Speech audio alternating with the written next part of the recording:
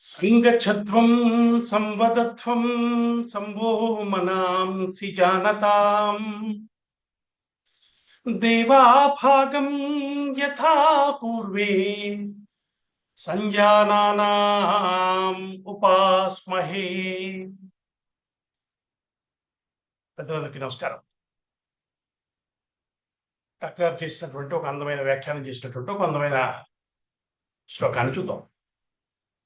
దోర్దండ పృష్ఠ ఘంటారావదలిత మహాదైత్య గర్వాంధకారం దంష్ట్రా భ్రష్టాంశుజాలద్విషణ శశధరం కోటి సూర్య ప్రకాశం నక్షత్ర స్పర్ధి శుంభత్కటితట విలసత్ కింకిణి జాలనాదం ఉద్దండ శ్రీ హనుమద్ విభుమని సమహం మానసే చింతయామి. శ్లోకమే చాలా గంభీరంగా స్వామిలాగానే ఉంది. ఉద్దండ హనుమంతుడి యొక్క దర్శనం ఇది. అంటే ఉద్దండ హనుమంతుడు అనేది మంత్రశాస్త్రాల్లో చెప్పబడ్డ ఒక మూర్తి. ఆయన ధ్యాన శ్లోకంగా దీన్ని చక్కగా వ్యాఖ్యానం చేశారు డాక్టర్ గారు. దీని వివరంగా మనం మన గ్రూప్లో చదువుకుందాం. వారికి ఒకసారి మన తరపున ధన్యవాదాలు చెప్తూ ఈరోజు వారి ప్రవచనాన్ని మనకి అందించవలసిందిగా కోరుతున్నాను.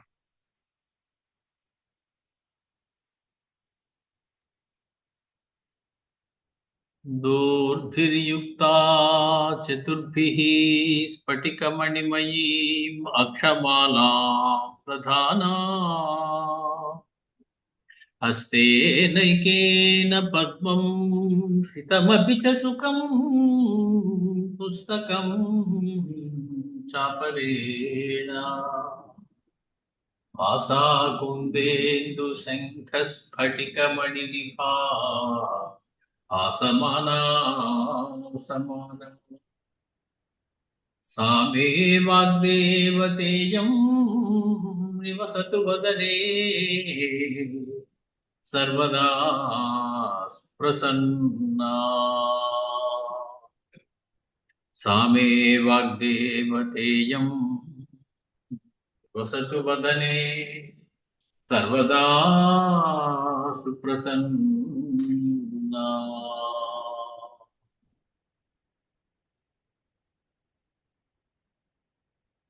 కూజంతం రామ రామేతి మధురం మధురాక్షరం ఆరుహ్య కవితా శాఖాం వందే వాల్మీకి కోకిలం.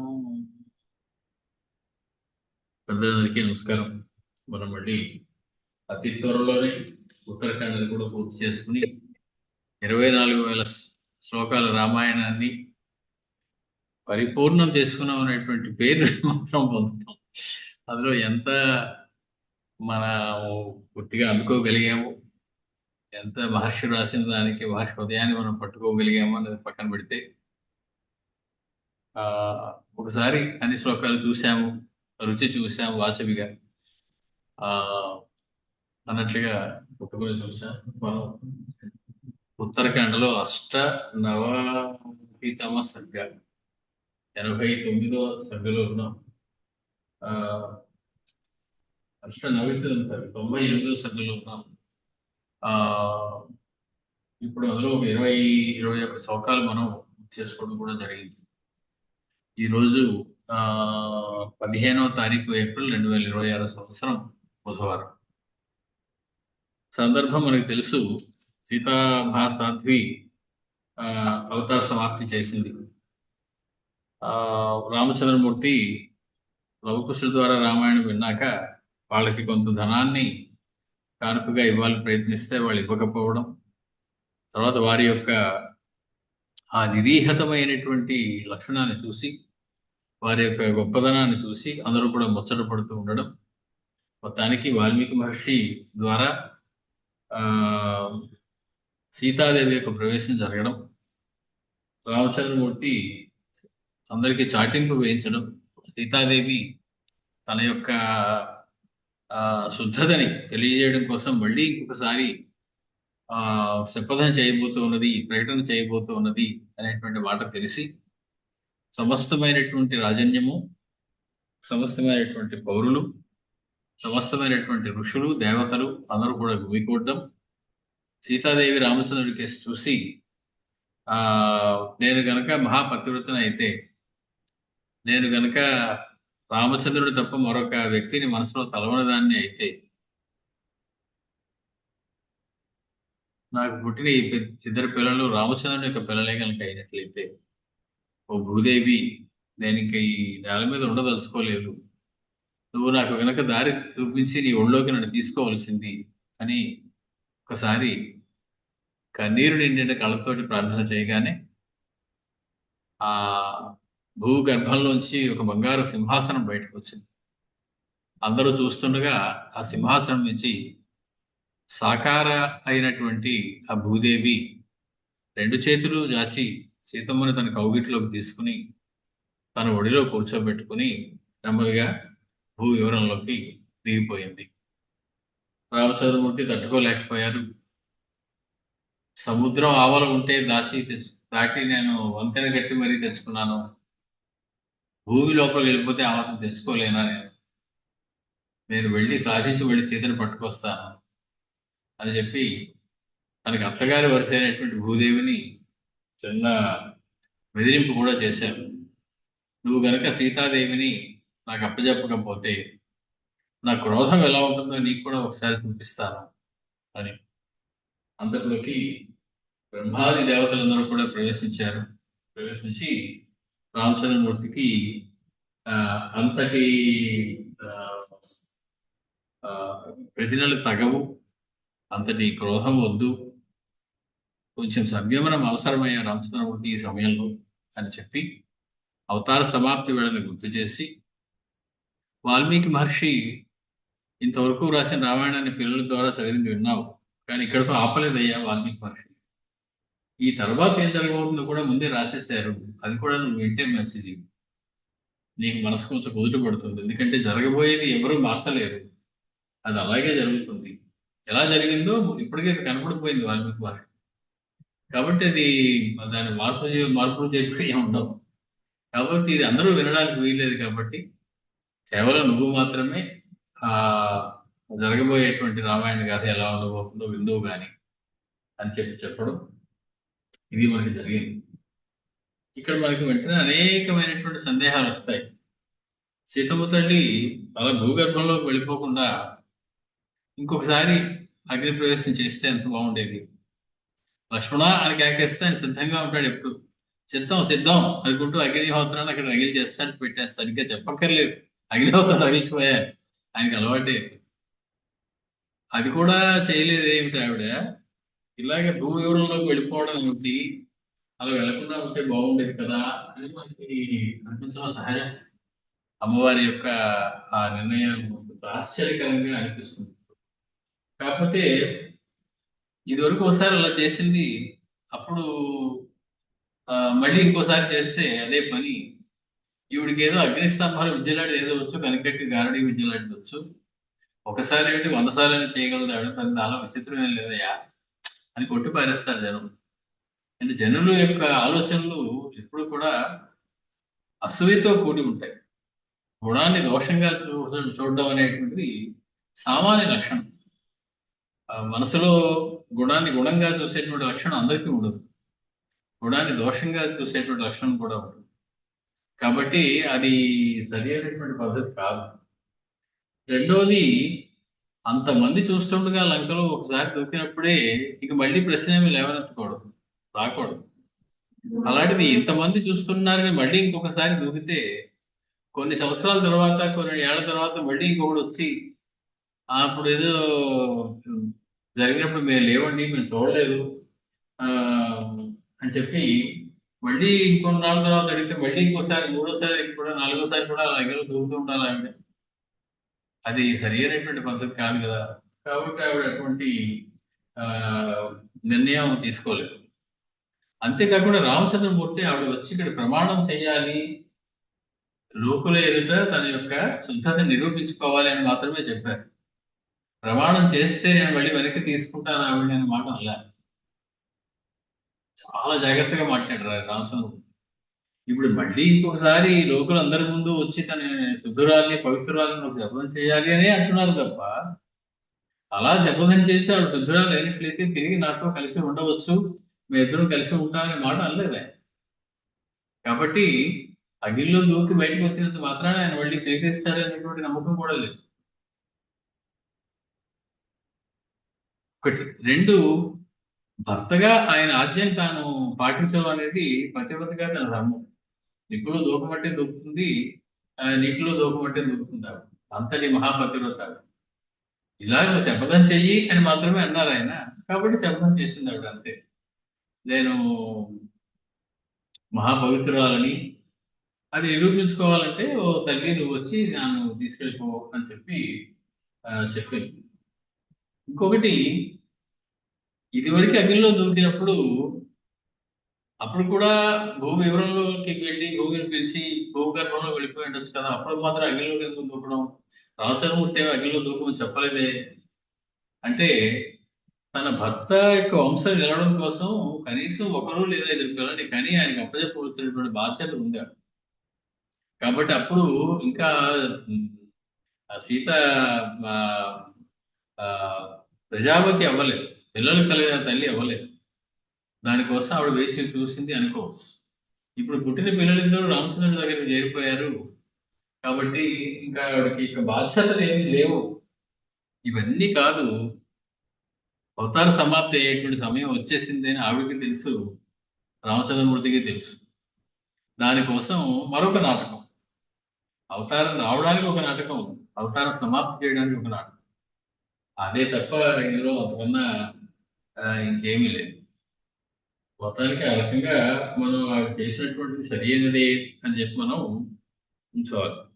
జానకీదేవి రసాతలము తలంబునకేగ మేలు మేలని కపిజాలమనగా దండకాష్టంబును తగగొని రాముండు శిరము వెలగ వైచె చింతమునిగి పరమ దుఃఖితుడై బాష్పములు కార్చుచు పెద్ద కాలం వేడ్చి వితత శోక దోషయుక్తుండై భాషించని గతి ఎప్పుడు దుఃఖమేరెరుగనిది ఇప్పుడు అనుభూత శోకమవహించడి మది నెను చుట్టుతుండ శ్రీనిమోలు నాదు దైత సీత నస్తమయ కయారే ఎట్టు సైపవచ్చు బిట్టివతను.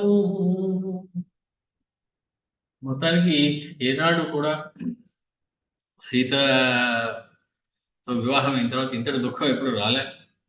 సీతాపహరణం జరిగినప్పుడు కూడా కొంత దుఃఖం వచ్చింది, కానీ ఇది దానికన్నా చాలా పెద్ద దుఃఖం. అప్పుడు సీత క్షేమంగా ఉన్నదని వార్త తెలిసింది, ఎలాగో అలాగా మళ్ళీ చేరతాను అనే ఆశ ఉంది. ఇప్పుడు అది లేదు, మళ్ళీ సీత ఇంకా వెనక్కి వచ్చేటువంటి అవకాశం లేదు అని చెప్పి అనగానే బ్రహ్మదేవుడు ప్రత్యక్షమై నిన్ను స్మరింపజేయగ అనగారినంతవాడ ఆత్మతలపు మీ వనజాక్ష వైష్ణవంబు జననంబు ఇవేళ చిత్తశాంతింగను మీది. వైష్ణవమైనటువంటి జననాన్ని ఒకసారి గుర్తు తెచ్చుకోవయ్యా. వైష్ణవం తనువుని గుర్తు తెచ్చుకో. నువ్వు సాక్షాత్ విష్ణుమూర్తివి. నీ పూర్వపరాయణయకు భూపుత్రిక విమల సాధ్వి భోగి జగతి తత్రాపి తపోబలంబుననే పారిణి సర్వ సుఖ సమేతాత్మికయై. ఆవిడ భూలోకంలో పాతాళ లోకంలో ఉంటుంది, నీ కోసం వేచి ఉంటుంది సుమా అని చెప్పి బ్రహ్మదేవుడు చెప్పి, నీ చరిత్ర లాంటి చరిత్ర రామచంద్ర సృష్టిలో ఎవరికీ లేదయ్యా, పరమాద్భుతం అనేటువంటి చరిత్ర ఇది. అది ఇదిగో ఈ వాల్మీకి మహర్షి చక్కగా రామాయణం అనేటువంటి పేరు పెట్టి ఒక అందమైనటువంటి కావ్యంగా రాశారు.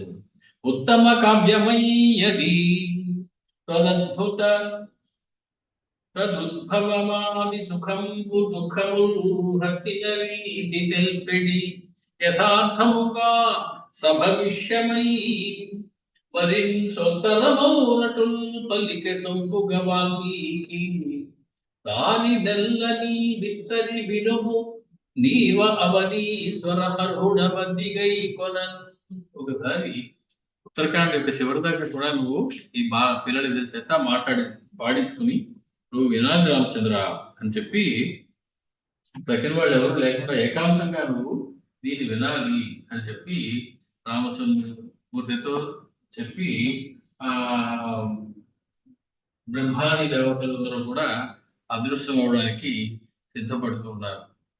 ఉత్తరం నామ కావ్యస్య శేషవత్ర మహాశయ తశృణుత్వ మహాతేజ ఋషిభిస్వార్థముత్తమం.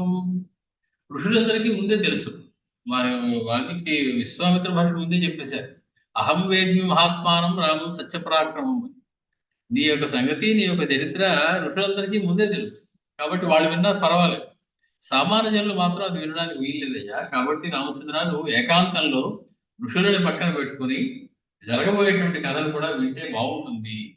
నఖల్వన్యేన కాకుత్సా శ్రోతవ్యమిదముత్తమం పరమ ఋషిణా వీరత్వయైవ రఘునందన.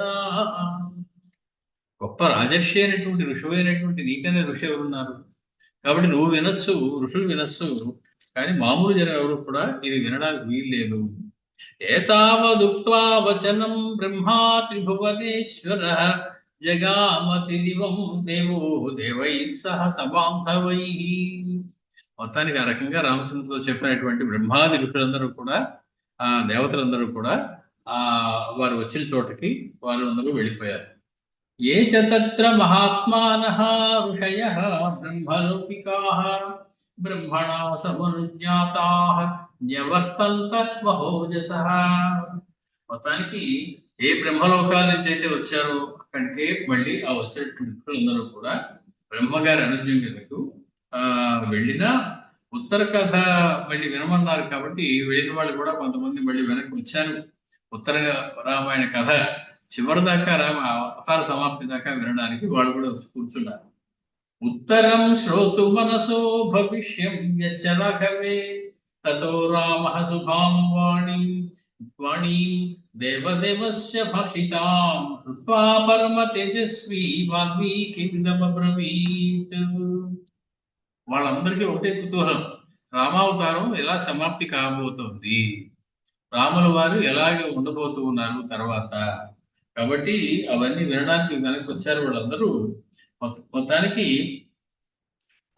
వాల్మీకి మహర్షి తోటి రామచంద్రమూర్తి కొన్ని మాటలు చెప్తూ ఉన్నారు. వాల్మీకి మహర్షి తోటి రామచంద్రమూర్తి మాట్లాడడానికి సిద్ధపడుతూ ఉన్నారు. ఈ వాక్యాన్ని నాకు ఉత్తరకాండను కూడా వినిపించు. ప్రపంచంలో ఎన్నో కావ్యాలు ఉన్నాయి, ఎన్నో గొప్ప ఉన్నాయి, కానీ రామాయణం లాంటి కావ్యం ఎందుకు లేదు అంటే ఈ కథ ప్రణాళికను చూస్తేనే ఆశ్చర్యం వేస్తుంది. మామూలుగా మనకి పాశ్చాత్యమైనటువంటి సాహిత్యంలో ఒక సస్పెన్స్ అనేటువంటి ఒక లక్షణం ఒకటి పెడతారు. అంటే ఒక కుతూహలాన్ని రేగించడం కోసం చివరి దాకా తెలియదు మర్డర్ ఎవడు చేశాడు అన్నది, వాడు దొంగ వీడి దొంగ తెలియదు. ఆఖరి పేజీలో చివరిలో వాడు కాదు వీడు అని ఏవో కొన్ని కారణాలు తెలుస్తుంది. అయ్యో వీడా అని మనం ఆశ్చర్యపోతాం. ఈ దిక్కుమాలిటి అయిన సస్పెన్స్ అనేటువంటిది మన భారతీయులు ఒప్పుకోలేదు. ఇది కాదయ్యా కథ చెప్పే పద్ధతి. మొత్తం మొదటి కాండలోనే జరిగింది జరగబోయేది రామాయణం అంతనే చెప్పేశారు. కథ అంతా తెలిసిపోతే ఇంక తర్వాత చదవడానికి ఏమి ఇంట్రెస్ట్ ఉంటుందండి అనడానికి లేదు. వాళ్ళు తర్వాత ఎందుకు వినాలో తెలిసేలాగా తక్కిన రామాయణం ఉంటుంది రాశారు. కాబట్టి మొదట వాల్మీకి రామాయణం రాసినప్పుడు రామచంద్రమూర్తి దగ్గర లవకుశులు ఇద్దరు ఇలా పాడారు అని చెప్పి అలాగే అయోధ్య ఇలా ఉండేది అని మొదలెట్టి వాళ్ళు పాడుతుండగా రామచంద్రుడు వింటున్నదే ఇంతవరకు మనం విన్నాం. చివరికి వచ్చేసింది. ఇప్పుడు వాళ్ళు చివరి దాకా పాడేశారు అంటే అది మళ్ళీ అర్థం లేకుండా ఉంటుంది. రామచంద్రమూర్తి అవతార సమాప్తి కూడా ఇక్కడి నుంచి మళ్ళీ మరొకసారి వాల్మీకి మహర్షి ప్రవేశించారు, బ్రహ్మగారు ప్రవేశించారు. ఏమయ్య ఇంతవరకు జరిగింది జరిగిపోయింది, ఇక ముందు నువ్వు దుఃఖం లేకుండా ప్రశాంత చిత్తుడిపై సమాప్తి చేయాలి, నీ అవతారం సీత గురించి ఎక్కువ దుఃఖపడకూడదు అనుకుంటే గనక తర్వాత ఏం జరగబోతుందో నేను చెప్తాను విను. నేను రాసేసాను ఆల్రెడీ, పిల్లలు చెప్తారు దాన్ని, మళ్ళీ ఆ ఉత్తర రామాయణాన్ని కూడా విను అని చెప్పి ఆ తర్వాత జరగబోయేది వాళ్ళ నోటి ద్వారా చెప్పించడం అనేది ఈ కథన లక్షణానికి ఒక పరాకాష్ఠ. ఇంత అందమంగా కథ చెప్పడం అనేది కొంత కథని ముందు వాళ్ళ చేత చెప్పి తర్వాత కథని మళ్ళీ వాళ్ళ చేతే చెప్పించి మధ్యలో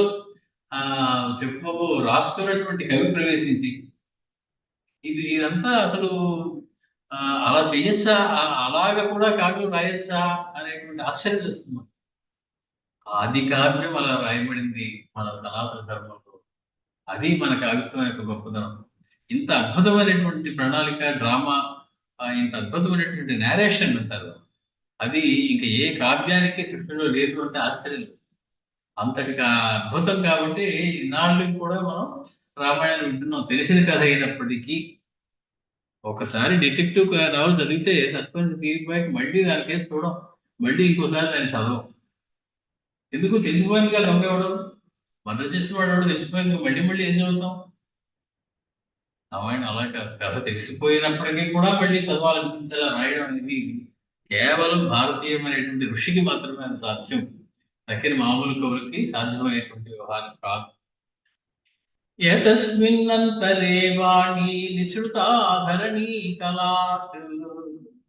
కొన్ని ప్రశ్నల్లో ఈ శ్లోకాలు లేవు కానీ మళ్ళీ భూమిలోంచి ఒక ఆకాశవాణి, ఆకాశంలో నుంచి భూవాణి ఒకటి వినిపిస్తుంది భూమిలోంచి. నిన్ను నా కోపం ఏమిటో చూపిస్తాను, సీత మళ్ళీ నాకు ఇచ్చే రామచంద్రుడు అడిగాడు కదా భూదేవి. ఆవిడ సమాధానం చెప్తాను. జహిత్వం రామ సంతాపం కృతాంతో హ్యత్ర కారణం.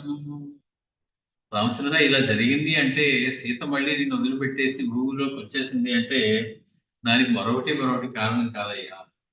దైవమే కారణము, కాలమే కారణము. ఏది ఎలా ఎప్పుడు జరగాలో అలా జరుగుతుంది.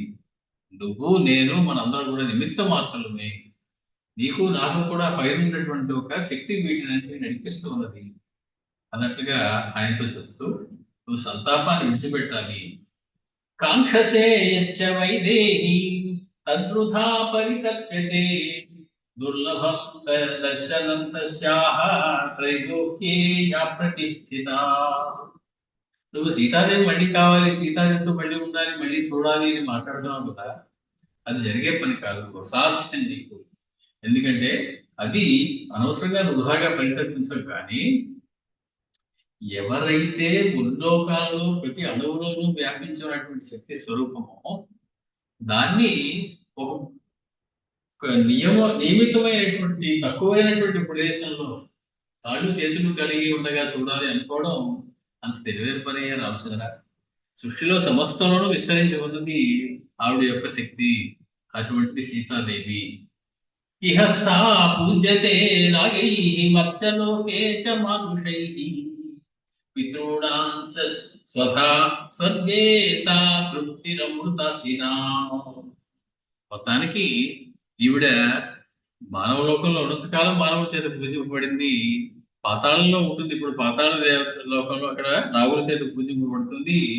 మళ్ళీ పితృలోకాలకు వెళ్తే పితృదేవతల చేత పూజింపబడుతుంది. స్వర్గలోకాలకు వెళితే అక్కడ దేవతల చేత పూజింపబడుతుంది. దేవతల యొక్క ఉండేటువంటి సంతృప్తి ఏదైతే ఉందో ఆ తృప్తి ఈవిడ యొక్క స్వరూపమే. కాబట్టి నువ్వు ఆవిడ యొక్క తత్వాన్ని నువ్వు గ్రహించవలసి ఉంటుంది. శ్రీవత్స వక్షసో దేహే సైవ లక్ష్మీ ప్రతిష్ఠిత సిద్ధానాం స్వర్గ సంస్థానాం సాచ సిద్ధి ప్రతిష్ఠిత.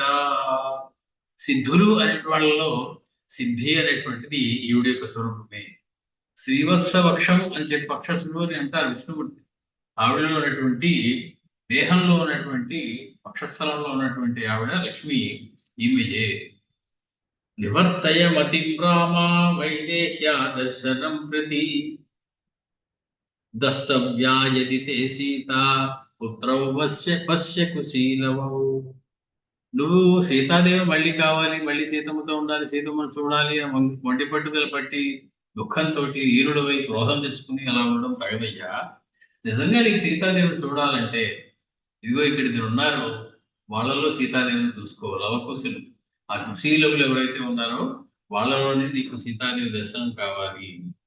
భగవన్ శ్రోతుమనసః ఋషయో బ్రహ్మలౌకికాః భవిష్యదుత్తరం యన్మే స్వభూతే సంప్రవర్తతాం. రామచంద్రమూర్తి వెంటనే వాల్మీకి భాషతో అంటూ ఉన్నారు, రామచంద్ర, ఇక్కడ ఇంతమంది ఋషులు ఉన్నారు, బ్రహ్మవాదులు ఉన్నారు. భవిష్యదుత్తరం, తర్వాత జరగబోయేటువంటి భవిష్యత్తులో జరగబోయేటువంటి రామకథ ఎలా ఉండబోతుందో నాకు వివరంగా చెప్పు. ఏవం వినిశ్చయం కృత్వా సంప్రగృహ్య కుశీలవౌ తం జనౌఘం విసృజ్యాథ పర్ణశాలాం ఉపాగమత్ తామేవ శోచత సీతాం సా వ్యతీతా వ్యతీతా చ శర్వరి. మొత్తానికి జనాలందరినీ పంపించేసి తన పర్ణశాల లోపలికి వెళ్ళి రాముల వారు కూర్చొని విన్నారు. ఆ కుశలవులు కూడా తీసుకుని వెళ్ళారు. వాళ్ళే కదా పాట వినిపించాలి ఇప్పుడు ఆ ఉత్తరాఖండ్ కూడా. మొత్తానికి సీతల గురించిన ఆలోచనలతోటే ఆ రాత్రి అంతా గడిచిపోయింది రామచంద్రుడు. ప్రజన్యాంతు ప్రభాతాయాం సమానీవ్య మహాముని గీయతాం అవిశంకాభ్యాం రామ పుత్రౌ ఉవాచ. తెల్లవారుగానే రామచంద్రమూర్తి చేయవలసినటువంటి దైవ కార్యములన్నీ పూర్తయిన తర్వాత మునులందరినీ పిలిపించి, మీరు పిల్లలిద్దరిని పిలిచి మీరిద్దరూ కూడా ఏమీ సంకోచపడవద్దు, నేను ఏమన్నా అనుకుంటానేమో అనేటువంటి బెంగ పెట్టుకోవద్దు. మహర్షి ఏ రకంగా దర్శించి ఉత్తరాఖండ్ చెప్తారో దాన్ని మీరు ఉన్నది ఉన్నట్లుగా నైనట్టుగా గానం చేయండి అని చెప్పి వారిద్దరిని కోరారు. తతస్సంభవిష్టేషు మహర్షిషు మహాత్మసు భవిష్యదుత్తరం కావ్యం జగతుస్తౌ కుశీలవు. మొత్తానికి వారందరూ ఆ రకంగా వింటూ ఉండగా, మహర్షులందరూ వింటూ ఉండగా కుశీలవు ఆ గాయకులిద్దరు లవకుశులిద్దరు కూడా ఉత్తరం కావ్యం జగతు ఉత్తర కావ్యాన్ని గానం చేస్తూ ఉన్నారు. ఇక్కడ నుంచి మళ్ళీ ఉత్తర కావ్యాన్ని కంటిన్యూ అవుతూ ఉంటుంది. రామచంద్రమూర్తి ఏం విన్నారు వాడు చెప్పింది. ప్రవిష్టాయాం తు సీతాయాం భూతలం సత్య సంపద తస్యావసానే యజ్ఞస్య రామః పరమ దుర్మనాః. మొత్తానికి ఆ రకంగా తన యొక్క సత్య ప్రభావంతో పాతివ్రత్య ప్రభావంతో సీత ఆ రకంగా భూ వివరంలోకి ప్రసాదనంలోకి ప్రవేశించిన వెంటనే యజ్ఞం పూర్తయినటువంటి రామచంద్రమూర్తి చాలా శోకంతో కుంగిపోయాడయ్యా. అపశ్యమానో వైదేహి వేనే శూన్యం ఇదం జగత్ శోకేన పరమాయస్తో న శాంతిం మనసాగమత్. మొత్తానికి సీత లేని ఈ జగత్తు అంత శూన్యంగా కనపడింది రామచంద్రమూర్తికి. శోకంతో శోకతప్తుడి మనశ్శాంతిని కోల్పోతూ ఉన్నాడు రామచంద్రమూర్తి. విసృజ్య పార్థివాన్ సర్వాన్ వృక్షవానరక్షసాన్ జనౌఘం విప్రముఖ్యానాం విత్తపూర్వం విసృజ్య చ. మొత్తానికి యజ్ఞం అప్పుడే పూర్తయింది. వెళ్ళవలసిన వాళ్ళని సాగనంపేశాడు. వచ్చినటువంటి వానరులు కిష్కిందకు వెళ్ళిపోయారు. రాక్షసులందరూ లంకాపురానికి వెళ్ళిపోయారు. ఇతర దేశాల రాజులందరూ వాళ్ళ వాళ్ళ రాజ్యాలకు వెళ్ళిపోయారు. ప్రజలందరూ వాళ్ళ వాళ్ళ చోట్లకు వెళ్ళిపోయారు. బ్రాహ్మణులందరికీ కూడా తగినటువంటి దక్షిణలు యజ్ఞ దక్షిణలన్నీ కూడా సమర్పించేశారు. అప్పటికే యజ్ఞం పూర్తి అయినట్టు లెక్క. ఏవం సమాప్య యజ్ఞం విధివత్సతు రాఘవః తతో విసృజ్యతాన్ సర్వాన్ రామో రాజీవలోచనః హృది కృత్వా సతాం సీతాం అయోధ్యాం ప్రవివేశః.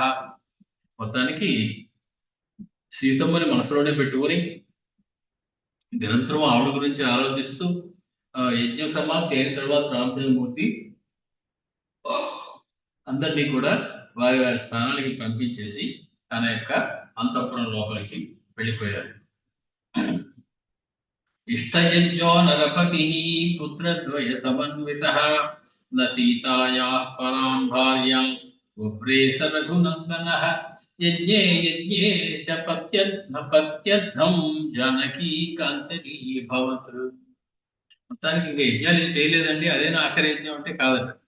రామచంద్రమూర్తి ఇద్దరు కుమారులతో కలిసి అయోధ్యలో ప్రవేశించి సీత తప్ప ఎవరిని కూడా భారీగా స్వీకరించడం ఇష్టం లేనటువంటి రామచంద్రమూర్తి, ఏకపత్నీవృతుడైనటువంటి రామచంద్రమూర్తి ప్రతి యజ్ఞం చేసినప్పుడు కూడా సీతాదేవి యొక్క కాంచన ప్రతిమని తన ప్రక్కన ఉంచుకుని యజ్ఞం చేయడం అనేది జరుగుతూ ఉన్నది. అలాగే ఎన్నాళ్ళు 10 వర్ష సహస్రాణి వాజిమేధానధాకరోత్ వాజపేయాన్ 10 గుణాన్ తథా బహుసువర్ణకాన్. 10,000 సంవత్సరాల పాటు అలాగా ఎన్నో రకములైనటువంటి అశ్వమేధ యాగాలు చేస్తూ వాటికి 10 రెట్లు ఎక్కువైనటువంటి వాజపేయ యాగాలు చేస్తూ భూరి దక్షిణలిస్తూ బంగారం దక్షిణలిస్తూ బ్రాహ్మణులందరికీ ఆయన కాలం గడుపుతూ ఉన్నారు. అగ్రిష్టోపాతిరాత్రాభ్యాం గోసవైశ్చ మహాధనైః ఈజై క్రతుభిరణ్యైశ్చ సశ్రీమాన్ ఆప్తదక్షిణైః. అటువంటి శ్రీమంతుడైనటువంటి రామచంద్రమూర్తి అగ్నిష్టోమము, అతిరాత్రము, వాజపేయము, గోసవనము అనేటువంటి రకరకాల యజ్ఞాలని పరిపూర్ణమైనటువంటి దక్షిణలతో పాటుగా నిర్వర్తింపజేశారు.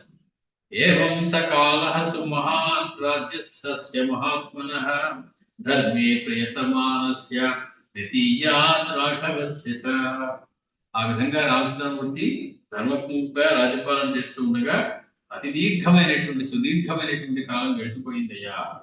వృక్షవానరక్షాంసి సీతారామస్య శాసనే అనురంజంతి రాజానః యహన్యహని రాఘవం. మొత్తానికి భల్లూకములు, వానరులు, రాక్షసులు వీళ్ళందరూ కూడా రామచంద్రమూర్తికి సామంతులుగా ఆయన యొక్క శాసనంలో ఉన్నారు. లంక అయోధ్యకి సామంతరాజ్యం అయిపోయింది, కిష్కింధ సామంతరాజ్యం అయిపోయింది. ప్రతిరోజు కూడా సామంతరాజులందరూ కూడా రామచంద్రమూర్తికి ఆనందాన్ని కలిగిస్తూ ఉండేలాగా ధర్మంగా పాలన చేస్తూ ఉన్నారు. వాడు ధర్మంగా పాలిస్తేనే రామచంద్రమూర్తికి ఆనందం. ఆ రకంగా వాళ్ళందరూ ధర్మపాలన చేస్తూ రామచంద్రమూర్తికి సంతోషాన్ని కలిగిస్తూ ఉన్నారు. కాలే వర్షతి పర్జన్యః సుభిక్షం విమలా దిశః పుష్ట జనాకీర్ణం పురం జనపదాస్తథా. మొత్తానికి రామచంద్రమూర్తి పాలించేటప్పుడు నెలకి 3 వారాలు కంపల్సరీగా కురిసేవి అని చెప్తారు మొదట్లోనే. నెలకి 3 వారాలు అనేది ఒక రూల్.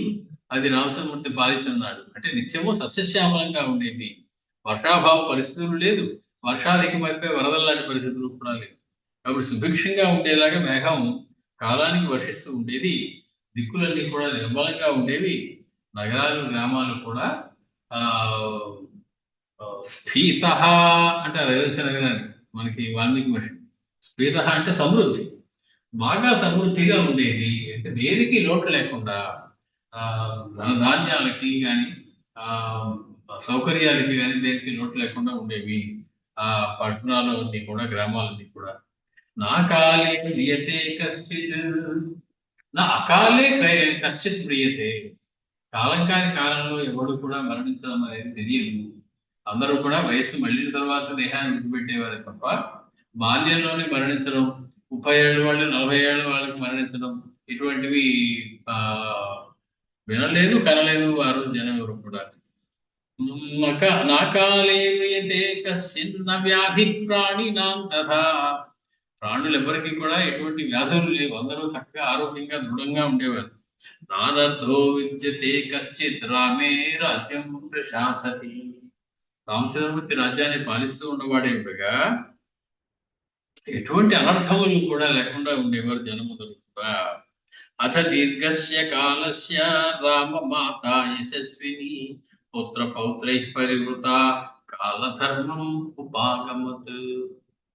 మొత్తానికి ఇంకా కొంతకాలం అయ్యేటప్పటికి రామమాత యశస్విని, చిన్నప్పటి నుంచి ఊళ్ళో రామచంద్రమూర్తిని పెంచి ఆయనకి పాలిచ్చి ఆయన్ని ఆడించి చదువు చెప్పించి రాముడు లేకపోతే నేను లేను అనుకున్నటువంటి తల్లి కౌసల్య తన కుమారులు మనవలు పక్కన ఉండగా ఆవిడ దేహాన్ని విడిచిపెట్టేసింది కౌసల్య. అన్వియాయ సుమిత్రా చ కైకేయీ చ యశస్విని ధర్మం కృత్వా బహువిధం త్రిదివే పర్యవస్థిత.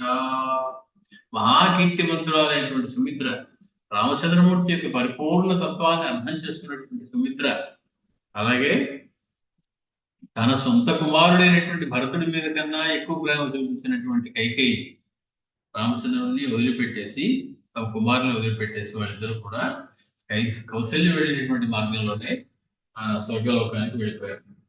సర్వాః ప్రముదితా సర్వే రాజ్ఞా దశరథేన చ సమాగత మహాభాగాః సర్వధర్మం చ లేఖిరే. మహా అదృష్టవంతులైనటువంటి భాగ్యవంతులైనటువంటి ఆ ముగ్గురు కూడా స్వర్గలోకంలో మళ్ళీ దశరథ మహారాజు గారు ఎక్కడ ఉన్నారో అక్కడికి వెళ్ళి సకల ధర్మముల చేత ఆనందిస్తూ అక్కడ సుఖములను అనుభవిస్తూ ఉన్నారు. తాసాం రామో మహాదానం కాలే కాలే ప్రయచ్చతి మాతృనామ విశేషేణ బ్రాహ్మణేషు తపస్విషు. మొత్తానికి భేదబుద్ధి లేకుండా వారి ముగ్గురిని సమానంగా చూసుకునేటువంటి రామచంద్రమూర్తి ఆ తపస్సంపన్నులైనటువంటి వారందరికీ కూడా అద్భుతమైనటువంటి దాన ధర్మాలు చేస్తూ కాలే వాళ్ళు చేయవలసినటువంటి నెల నెలా చేయవలసినటువంటి సంవత్సరానికి ఒకసారి చేయవలసినటువంటి కార్యక్రమాలు ఏమైతే ఉన్నాయో వాటి అన్నింటినీ కూడా నిర్వర్తిస్తూ ఉన్నారు.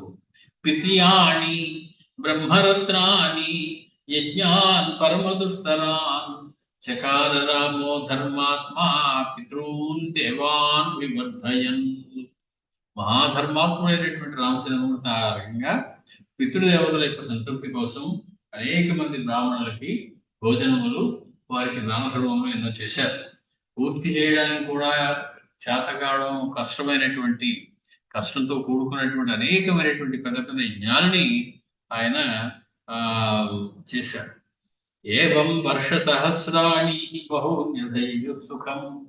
1000 సంవత్సరాల పాటు రామచంద్రమూర్తి ఆ రకంగా పరిపాలన సాగించారు సీతాదేవి వెళ్ళిపోయిన తర్వాత. యజ్ఞై బహువిధం ధర్మం వర్ధయానస్య సర్వదా. మొత్తానికి ఆ రకంగా రకరకములైనటువంటి యజ్ఞములతోటి ధర్మాన్ని వృద్ధి పొందిస్తూ రామచంద్రమూర్తి చాలా 1000 సంవత్సరాల పాటు సుఖంగా రాజ్యాన్ని పరిపాలించారు. దశవర్ష సహస్రాణి దశవర్ష శతాని చ. సీతమ్మ ఉన్నంత కాలం దశవర్ష సహస్రం, ఆ తర్వాత దశవర్ష శతాని అంటే 1000 సంవత్సరాలు. మహర్షి ఎప్పుడు ఈ రకంగా విడగొడతారు. విడగొట్టడానికి కారణం ఇది. సీతమ్మతో ఉన్ననాళ్ళు రామచంద్రమూర్తి వేరు, సీతమ్మ వెళ్ళిపోయిన తర్వాత రామచంద్రమూర్తి వేరు. వెళ్ళిపోయిన తర్వాత 1000 సంవత్సరాలు పరిపాలించారు. కస్యచిత్వసకాలస్య యుధాదికేకయో నృపః స్వగురుం ప్రేషయామాస రాఘవాయ మహాత్మనే. కొంతకాలానికి కేకయి దేశం నుంచి యుధాజిత్ అనేటువంటి ఆయన, అంటే కేకయి మహారాజు గారి యొక్క కుమారుడు, కైకేయికి సోదరుడు అయినటువంటి యుధాజిత్తు రామచంద్రుడిని కలిసి రమ్మని చెప్పి వాళ్ళ కులగురు అయినటువంటి ఆయన్ని గార్గ్యం అంగిరస పుత్రం బ్రహ్మర్షిం అమితప్రభం ఆయన్ని అంగిరస మహర్షి యొక్క ఆయన యొక్క అంగిర మహర్షి యొక్క కుమారుడైనటువంటి గార్గ్యుడు అనేటువంటి ఆయన్ని, మహాబ్రహ్మర్షి అయినటువంటి వాడిని, తేజస్సుతో కూడినటువంటి ఆ గార్గ్యుడిని రామచంద్రమూర్తి దర్శనానికి పంపించాడు. బావగారి యొక్క దర్శనానికి పంపించాడు బావమరిది అయినటువంటి యుధాజి. దశచాస సహస్రాణి ప్రీతిదానమనుత్తమం కంబలాని చరత్నాని చిత్రవస్త్రం అధోత్తం రామాయ ప్రదదౌ రాజా శుభాన్యాభరణాని చ. వచ్చేటప్పుడు ఆయన అనేకమైనటువంటి కానుకలు పట్టుకొచ్చారు. యుధాజిత్ మీకు ఇమ్మన్నారు అని చెప్పి 10,000 అశ్వములు, కంబళములు, రత్నములు, రంగురంగుల వస్త్రములు, అందమైన ఆభరణములు ఇవన్నీ తీసుకొచ్చి రామచంద్రమూర్తికి కానుకగా సమర్పించాడు కేకయ రాజన్. కృత్వా తు రాఘవో ధీమాన్ మహర్షిం గార్గ్యమాగతం మాతులశ్వాక్షపతిన ప్రహితం తన్మహాధనం ప్రత్యుద్గమ్య చ కాకుత్సః కోశమాత్రం సహాంజః గార్గ్యం తం పూజయామాస యథా చక్రు బృహస్పతిం. మొత్తానికి రామచంద్ర కైకేయ మహారాజు యొక్క పేరు అశ్వపతి, కైకేయ యొక్క తండ్రి గారి పేరు. ఆ అశ్వపతి చేత పంపించబడినటువంటి గొప్ప గొప్ప కానుకలని తీసుకుని గార్గ్య మహర్షి వస్తున్నాడు అని విన్నటువంటి రామచంద్రమూర్తి ఆయన ఎదుర్కోవడానికి అయోధ్య నుంచి క్రోశం దూరం ఆయన ఎదురు వెళ్ళి ఆయనకి అర్ఘ్యపాద్యాలు ఇచ్చి ఆయన్ని సగౌరవంగా తన రాజ్యంలోకి తీసుకువచ్చారు గార్గ్య మహర్షిని రామచంద్రమూర్తి.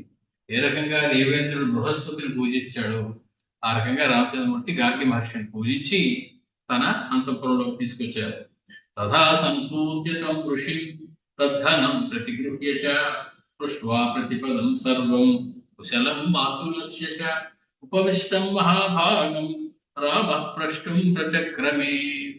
మొత్తానికి ఆ రకంగా రాముడు ఆయన్ని అర్ఘ్యపాద్యాల నుంచి పూజించి ఆయన ఇచ్చినటువంటి కానుకల్ని కూడా తీసుకుని మేనమామ అయినటువంటి యుధాజిత్ యొక్క ఆ కేకయ రాజ్యంలో తక్కిన వారి యొక్క కుశలం పేరున అందరి యొక్క విశ్రాంతి అడిగి తెలుసుకొని ఆయన కూర్చొని కొంత విశ్రాంతి తీసుకున్నాక ఆయన్ని ఈ రకంగా అడుగుతూ ఉన్నాడు రామచంద్రమూర్తి.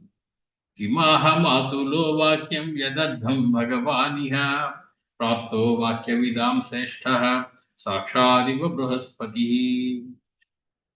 మా మేనమామైనటువంటి ఆయన యుధాజిత్తు ఏమి చెప్పి పంపిస్తే మీరు ఇక్కడికి వచ్చారో నాకు చెప్పడానికి దాన్ని నాకు చెప్పవలసింది. మహాశ్రేష్ఠులైనటువంటి పూజ్యులైనటువంటి మీరు సాక్షాత్ బృహస్పతి అంతటి వారు మీరు ఆయన చెప్పిన విషయాన్ని నాకు చెప్పండి.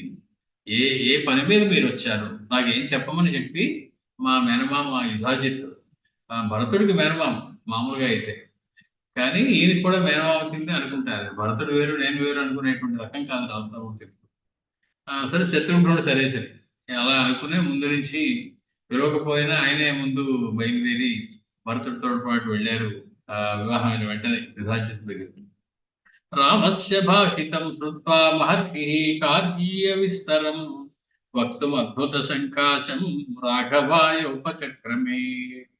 మొత్తానికి అద్భుతమైనటువంటి ఒక పెద్ద కార్యం గురించి చెప్పడానికి వచ్చానయ్యా అని చెప్పి దాని గురించి చెప్తూ ఉన్నారు గార్గ్య మహర్షి రామచంద్రమూర్తుడు.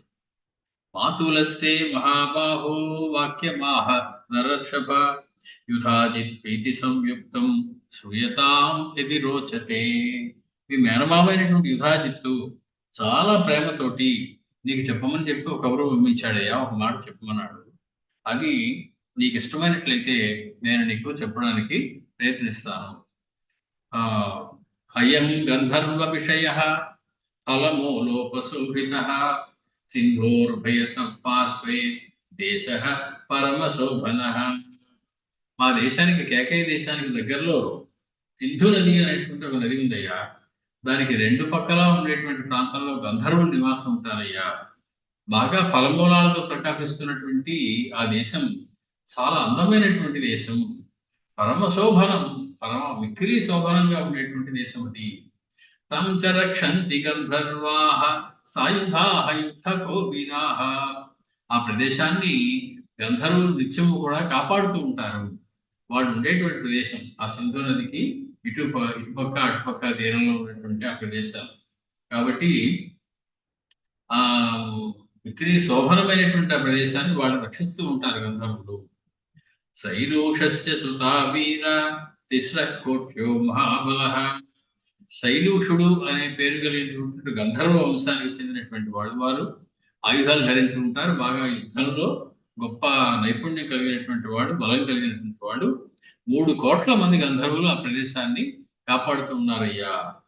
తాన్ వినిర్జిత్య కాకుత్సా గంధర్వ నగరం శుభం నివేశయ మహాబాహో స్వేపురే సుసమాహితే.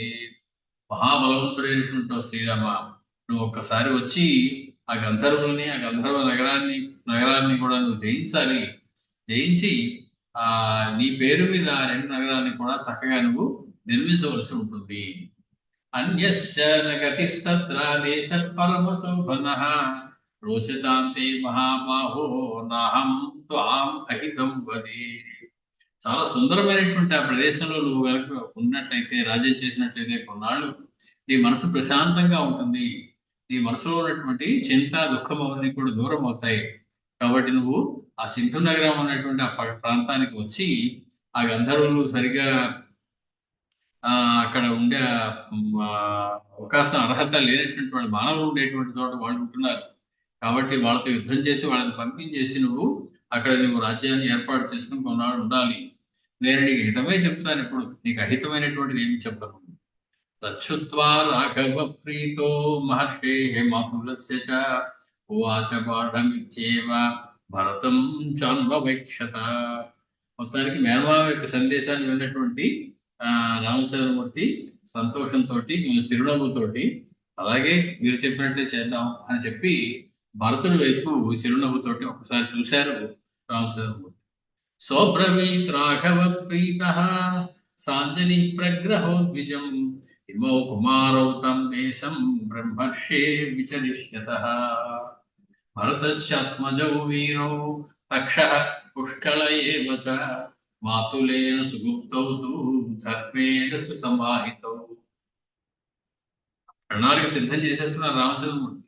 రాజ్యాల్లో ఎవరికి ఏ భాగం ఇవ్వాలి, ఎలాగ రాజ్యాన్ని పంచాలి అనేటువంటిది కూడా ఆయన, అంటే మహానుభావులైనటువంటి వాళ్ళు వెళ్ళిపోయేటప్పుడు కూడా అడ్డదిడ్డిగా వదిలేసి వెళ్ళిపోరు. ప్రతిదాన్ని కూడా చాలా జాగ్రత్తగా సిస్టమేటిక్ గా తక్కిన వాళ్ళకి, తర్వాత తరాల వాళ్ళకి ఏర్పాటు చేసి వెళ్తారు.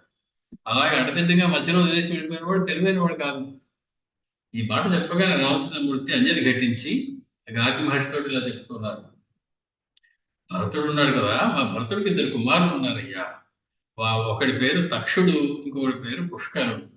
వీళ్ళిద్దరూ వస్తారు నీతోటి, అక్కడికి తీసుకెళ్ళి మేనమామ అయినటువంటి యుధాజిత్తుతోటి రక్షించబడిన వారై వాళ్ళు చాలా సావధాన చిత్తులై ఆ గంధర్వుల్ని ఓడించి అక్కడ వాళ్ళు తమ రాజ్యాన్ని ఏర్పాటు చేసుకుంటారు. అంటే భరతుడి యొక్క తర్వాత వాళ్ళకి రాజ్యాన్ని ఉందాన్ని అక్కడ ఏర్పాటు చేయాలి అని నిర్ణయించారు రామచంద్రమూర్తి. భరతం జాగ్రత్త కృత్వా కుమారౌ సబలానుగౌ నిహత్య గంధర్వసుతాన్ ద్వేపురే విభజిష్యతః. ఆ సింధు నదికి ఇటుపక్క అటుపక్క కూడా గంధర్వులు ఉన్నారు కదా. వీళ్ళిద్దరు కుమారులు ఉన్నారు, ఒక పక్క ఒకడు జయించి సింధు నదికి ఇటుపక్క తక్షుడి రాజ్యం, సింధు నదికి అటుపక్క పుష్కరుడి యొక్క రాజ్యం అని చెప్పి 2 రాజ్యాలు ఏర్పాటు చేసుకుంటారు. వాళ్ళని భరతుడు కూడా వచ్చి వాళ్ళతో పాటు సమస్తమైన సేనతో వచ్చి ఆ గంధర్వులని అక్కడ నుంచి పంపించి ఈ రాజ్యాన్ని స్వీకరిస్తారు సుమా అని చెప్పి రామచంద్రమూర్తి భరతుడి యొక్క 2 కుమారులకి రాజ్యాన్ని ఏర్పాటు చేయడానికి సిద్ధమవుతూ ఉన్నారు. నివేశ్యతే పౌరవరే ఆత్మజౌ సంనివేశ్య చ ఆగమిష్యతి మే భూయః సకాశం అతి ధార్మిక. ఆ రకంగా వాళ్ళు యుద్ధం చేసి గెలిచిన తర్వాత భరతుడి యొక్క కుమారులు 2 రాజ్యంలో స్థాపించిన తర్వాత భరతుడు మళ్ళీ నా దగ్గరికి వచ్చేస్తాడు, అయోధ్య నగరానికి వచ్చేస్తాడు, నేను లేకుండా ఉండలేడు, కాబట్టి మళ్ళీ నా దగ్గరికి భరతుడు వచ్చేయిగాక. ఆ 2 పురాల్ని దగ్గరుండి భరతుడు నిర్మించి తన పుత్రులిద్దరికి రాజ్యాన్ని అప్పచెప్పి వస్తాడు. మహర్షిం ఏవ ముక్త్వాతు భరతం సబలానుగం ఆజ్ఞాపయామాస తదా కుమారౌ చాభ్యషేచయత్. మొత్తానికి ఆ మహర్షితోలా పలికినటువంటి రామచంద్రమూర్తి సమస్త సైన్యంతో అనుచరులతోటి కూడినటువంటి భరతునికి చేయవలసిన పనంతా చెప్పి ఆ 2 రాజ్యాలకి కూడా కాబోయే రాజ్యాలు, వాటిన్నిటికీ ఈ కాబోయే రాజులిద్దరిని అక్కడికక్కడే పట్టాభిషేకం చేసేసారు రామచంద్రమూర్తి. రామచంద్రమూర్తి పట్టాభిషేకం అలా ఉంటుంది. ఇంకా రాజ్యం లంకారాన్ని గెలుస్తారో గెలవరో తెలియదు. విభీషణుడికి సముద్ర తీరంలోనే యుద్ధం మొదలవక ముందే పట్టాభిషేకం చేసేసారు. అది రామచంద్రమూర్తి యొక్క ఆత్మవిశ్వాసం. అలాగే ఆ లవణాసురుడిని చంపడానికి శత్రుఘ్నుడు వెళ్ళినప్పుడు కూడా ముందుగానే శత్రుఘ్నుడికి అయోధ్యలోనే పట్టాభిషేకం చేసేసి రాజుగా పంపించారు ఆ లవణాసురుడు ఉండేటువంటి ప్రాంతాన్ని. ఆ రకంగా ఉంటుంది రామచంద్రుడి యొక్క ప్రణాళిక. నక్షత్రేణ చ సౌమ్యేన పురస్కృతాంగిరశ్రుతం భరత సహ సైన్యేన కుమారాభ్యాం వినిర్యయౌ. భరతుడు ఆ రకంగా ఆ గార్గ్య మహర్షితో పాటు మంచి శుభ నక్షత్రమైనటువంటి శుభ గడియలందు మంచి ముహూర్తం చూసుకుని సైన్యంతో పాటు కుమారులతో పాటు బయలుదేరి ఆ కేకయ్య రాజ్యానికి బయలుదేరి వెళ్ళారు. అక్కడ ఉన్నటువంటి సింధు నది పక్కన ఉన్నటువంటి 2 రాజ్యాలని తీసుకోవడానికి. సా సేనా శక్రయుక్తేవ నగరా నిర్ణయావధ రాఘవానుగతా దూరం దురాధర్షాసురైరపి. మొత్తానికి ఆ రకంగా వెళ్ళినటువంటి ఆ సేన, భరతుడిని ముందు పెట్టుకుని వెళ్తున్నటువంటి సేన, దేవతలు కూడా ఎదిరించడానికి వీల్లేనంత బలం కలిగినదా అన్నట్లుగా ఉంది. రాముడు కూడా కొంత దూరం దాన్ని అనుసరించి వచ్చారు. తర్వాత ఇంద్రుడితో కూడినటువంటి సైన్యం అమరావతి నుంచి బయటకు వచ్చినట్లుగా ఈ అయోధ్యాపురంలో వచ్చే సేన అంతా కూడా ఆ కేకయ రాజ్యాన్ని దగ్గరికి వెళుతూ ఉన్నది.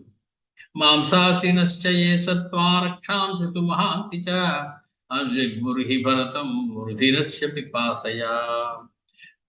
అంత జనం వెళుతున్నారు, అంతమంది సైన్యం వెళుతుందంటే అక్కడ తప్పనిసరిగా రక్తపాతం ఉంటుంది అనేటువంటి విషయం తెలిసినటువంటి మాంసాహారమైనటువంటి జంతువులు కూడా వాళ్ళ వెనకాల వచ్చాయి. అంటే ఇంకా యుద్ధం జరగాలి, శత్రువులు మరణించాలి. ఆ మరణించిన వారు ఒకే వృధాగా పోకుండా తినేయడానికి సిద్ధంగా వీళ్ళు కూడా తయారైనట్లుగా మాంసాహారం చేసేటువంటి రాక్షసులు కొందరు, అలాగే జంతువులు కొన్ని ఈ సైన్యంతో పాటు వెళ్తూ ఉన్నాయి. భూతగ్రామాశ్చ బహవో మాంసభక్షాః సుదారుణాః గంధర్వపుత్ర మాంసాని భోక్తుకామా సహస్రశః. ఇప్పుడు దొరకపోయేది మామూలు మాంసం కాదు, గంధర్వ మాంసం. కాబట్టి దాన్ని తినడం కోసం మాంసాసనులైనటువంటి రాక్షసులు, అలాగే సమస్తమైనటువంటి భూత సముదాయం కూడా భరతుని వెంట వెళ్ళింది. సింహ వ్యాఘ్ర వరాహాణం ఖేచరాణాం చ పక్షిణాం. ఆ సేనతో పాటు అనేకమైనటువంటి సింహాలు, పెద్ద పులులు, వరాహములు, అలాగే ఆకాశంలో తిరిగేటువంటి గ్రద్దలు, ఇవన్నీ కూడా బయలుదేరాయి. బహూని వై సహస్రాణి సేనయాయు అగ్రత. సేనతో పాటు సేనకి ముందు, సేనకి వెనకాల, సేన పైన కూడా తిరుగుతూ వాళ్ళందరూ కూడా కోలాహలంగా వెళ్ళారు. అధ్యర్థమాసముషితాపతి సేనా నిరామయ పుష్ట జనాకీర్ణా కేకయం సముపాగమత్. 1.5 మాసములు ప్రయాణం చేయవలసి వచ్చింది అయోధ్య నుంచి కేకే మహారాజు ఉండేటువంటి ప్రాంతానికి. దీన్ని బట్టి మనకు అర్థమైపోతుంది, తెల్లారేటప్పటికల్లా భరతుడికి పట్టాభిషేకం చేయాలి అని కైకి కోరింది. ఆవిడకి తెలీదా 1.5 నెలలు పడుతుంది ఇక్కడి నుంచి మా ఊరు వెళ్ళడానికి అని. ఇది జరగదు, అసంభవం అని తెలిసినా ఆవిడ కోరింది. రేపు ఉదయానికల్లా భరతుడికి పట్టాభిషేకం జరగాలి, ఇవే సంభారములతో జరగాలి. అంటే ఇదంతా కూడా కైకేయిని మనం ఏ ఆలోచనతో చేసిందో ఆలోచించవలసి ఉంటుంది. ఇది జరగదని తెలిసి కూడా కోరింది ఆవిడ. రామచంద్రమూర్తిని వనాలకి పంపించాలి, మునులను రక్షించాలి, రామచంద్రమూర్తి యొక్క పరమాత్మ తత్వాన్ని ప్రజలందరికీ వెల్లడి చేయాలి అనేటువంటి ఉద్దేశంతో. అది తెలిస్తే మనకి కైకేయి మీద కొంచెం కోపం తగ్గుతుంది. వీళ్ళు ఎంతసేపు ప్రయాణించారో చెప్తున్నారు మహర్షుడికి. అధ్యర్థ మాసం, 1.5 మాసములు పట్టిందట వాళ్ళకి కేకయ దేశం దగ్గరికి వెళ్ళడానికి. శ్రుత్వా సేనాపతిం ప్రాప్తం భరతం కేకయాధిపః. అందుకే మహర్షి ఇంకా తెలివిగా ఏం చేశారు, పెళ్లికి యుధాజిత్ వచ్చాడు. యుధాజిత్కి ఎలా తెలిస్తే 1.5 పడుతుందంటే 1.5 ముందే పెళ్లి ఫిక్స్ అయిపోయి ఉండాలి కదా, లేకపోతే యుధాజిత్ ఎలా వస్తాడు ఆ సమయానికి? అందుకే ఏం చెప్పించారు యుధాజిత్ చేత అంటే మహర్షి యొక్క కథన యొక్క శక్తి తెలుస్తుంది మనకి. నేను చాలా కాలమైంది మిమ్మల్ని చూసి అని చెప్పి యథాలాపంగా అయోధ్యకు వచ్చానయ్యా, అక్కడ ఎవరు లేరు, అందరూ వివాహానికి వెళ్ళారని చెప్తే అక్కడి నుంచి ఇక్కడికి వచ్చానయ్యా ఈ జనక మహారాజు దగ్గరికి అన్నాడు ఆయన. అంటే తెలిసి రాలేదు ఆయన, తెలిసి వస్తే 1.5 ముందే పెళ్లి ముహూర్తం పెట్టేసి ఉన్నారు. కాబట్టి ఆయన అప్పటికప్పుడు నిర్ణయించినటువంటి ముహూర్తం అది. అయినా కూడా యుధాజిత్ రాగలిగాడంటే అది యదృచ్ఛయ. ఆయన యదృచ్ఛయ వచ్చాడు తప్ప పిలిస్తే ప్రయాణం చేస్తే వచ్చేటువంటి వాడు కాదు. కారణం అత్యర్థ మాసం, 1.5 మాసాల సమయం పడుతుంది అయోధ్య నుంచి కేకే రాజ్యానికి వెళ్ళడానికి. శ్రుత్వా సేనాపతిం ప్రాప్తం భరతం కేకయాధిపః యుధాజిత్ గార్గ్య సహితం రామ్ ప్రీతిం ఉపాగమత్. మొత్తానికి కేకయ రాజు అధిపతి అయినటువంటి ఆ యుధాజిత్తు గార్గ్యుడితో పాటుగా సమస్త సైన్యంతో పాటుగా భరతుడు కూడా వచ్చాడని విని తన మేనలుడు చాలా ఆనందపడ్డాడు. స నిర్యయౌ జనౌఘేన మహతా కేకయాధిపః త్వరమాణోభిచక్రామ గంధర్వాన్ కామరూపిణః. మొత్తానికి అనేకమైనటువంటి తన సైన్యాన్ని కూడా తీసుకుని బయలుదేరి స్వేచ్ఛారూపధారులైనటువంటి గంధర్వుల మీదకి యుద్ధానికి శీఘ్రంగానే బయలుదేరిపోయారు వాళ్ళు. భరతశ్చ యుధాజిత్త సమేతౌ లఘు విక్రమైః గంధర్వ నగరం ప్రాప్తౌ సఫలౌ సపదానుగౌ. మొత్తానికి భరతుడు యుధాజిత్తు కలిసి యుద్ధం చేసి సైన్యంతో అనుచరులతో కూడా శీఘ్రంగా ఆ గంధర్వ నగరం దగ్గరికి చేరారు. శ్రుత్వా తు భరతం ప్రాప్తం గంధర్వాస్తే సమాగతాః యోద్ధుకామాః మహావీర్యాః వ్యనదంస్తే సమంతతః. ఆ గంధర్వులు కూడా తక్కువ పరాక్రమం కలిగినటువంటి వాళ్ళు కారు. వాళ్ళందరూ కూడా భరతుడు వచ్చాడని విని ఆనందపడ్డారు. ఇటువంటి వాడితో యుద్ధం చేసే అవకాశం వచ్చింది. రాముల వారి సోదరుడితోటి మనం యుద్ధం రాముల వారితో ఎలాగో చేయలేం, రాములు వారి సోదరుడితో కనీసం యుద్ధం చేసి ఆ ముచ్చట తీర్చుకుందాం అని చెప్పి అన్ని వైపులా బిగ్గరగా అరుస్తూ గర్జిస్తూ యుద్ధానికి వాళ్ళు సిద్ధపడ్డారు.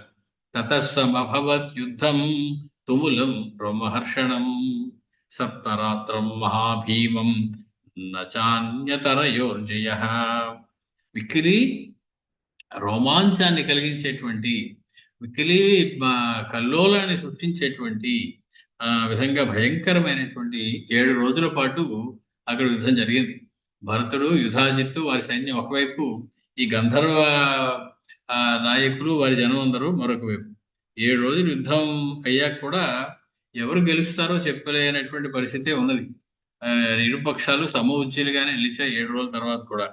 ఖడ్గ శక్తి ధనుర్గ్రాహ సద్య శోణిత సంశ్రమాః నృకలేవర వాహిన్య ప్రవృత్తాః సర్వతో దిశం. ఎక్కడ చూసినా కత్తులు, ఖడ్గాలు, ధనుస్సులు విరిగిపోయినవి. తర్వాత రక్త ప్రవాహంలో మనుషులు మృతదేహాలు కొట్టుకుపోతూ ఉన్నవి. ఆ రకంగా ఆ సింధు నదికి ఇరుపక్కల కూడా యుద్ధం దారుణంగా జరిగింది.